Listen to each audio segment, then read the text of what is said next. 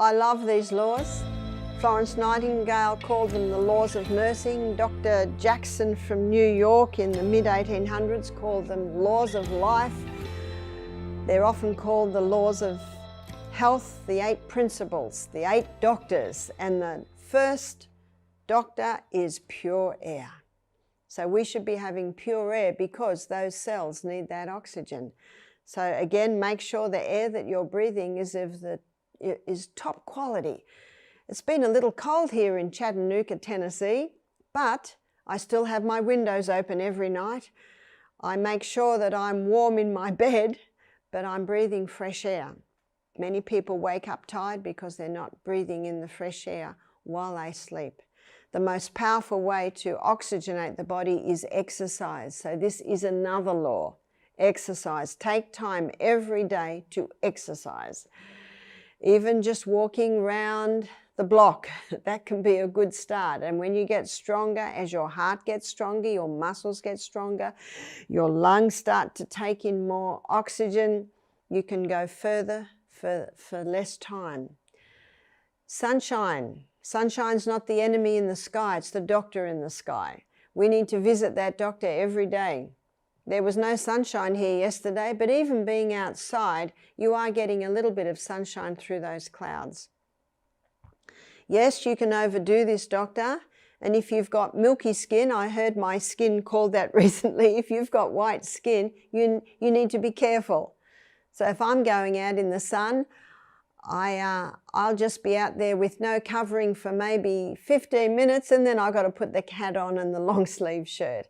But the darker the skin, the more sunshine you need. The very dark skinned people need about 10 times the sun that I need. That sunshine is vital for us to be able to get our vitamin D. And our vitamin D is essential for the assimilation of calcium, your strong bones. In fact, I was watching a presentation by one doctor he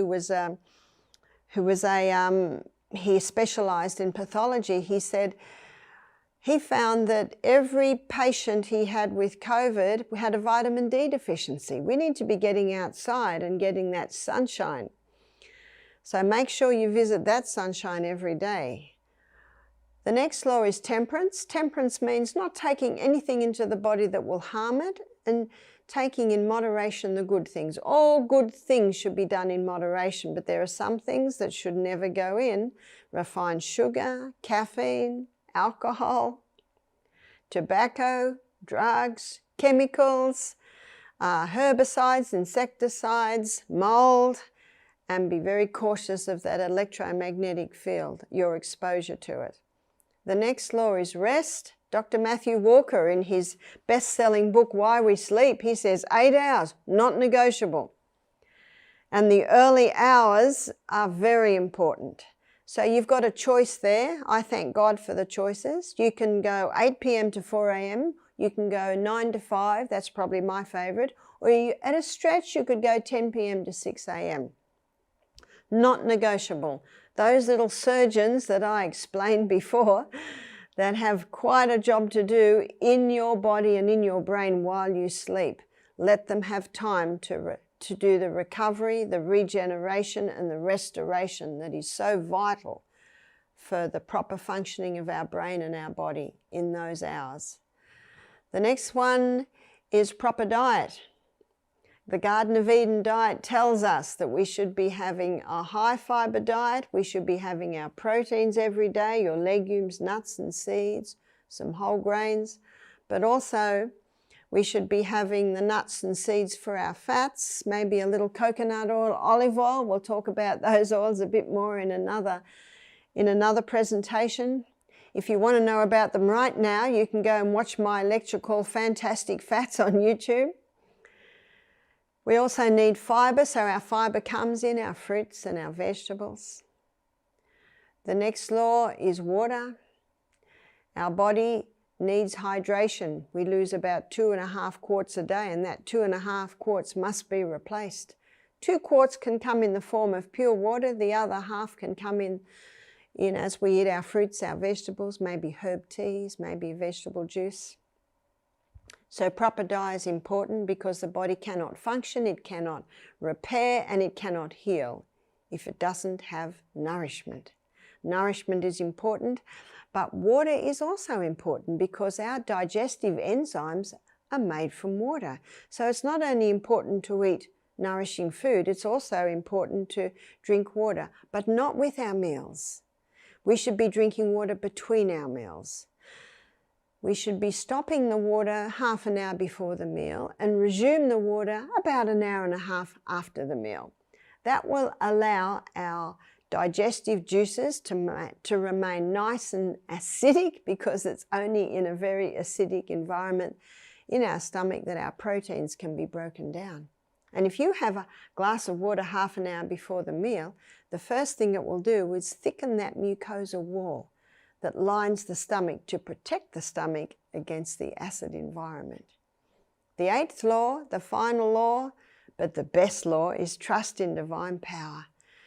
Trust that God has given you a body with an inbuilt ability to heal itself. He knows what He's doing. He gave us the water. He gave us the herbs. He gave us a brain that is able to work these things out. And what Jesus said to His disciples, I think, is very applicable. He said, "Nevertheless, I tell you the truth, it's expedient for you that I go away, because if I go not away, the Comforter will come. But He said, if I depart, I will send Him unto you." And then He says, "Howbeit, when the Spirit of truth is come, He will lead you into all truth." So when we surrender our minds and our hearts to God, asking for His guidance, He will send the Spirit of truth.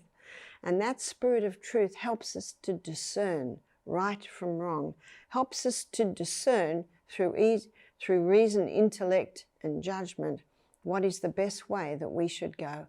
I love this because we have such a personal God that wants to know each one of us personally.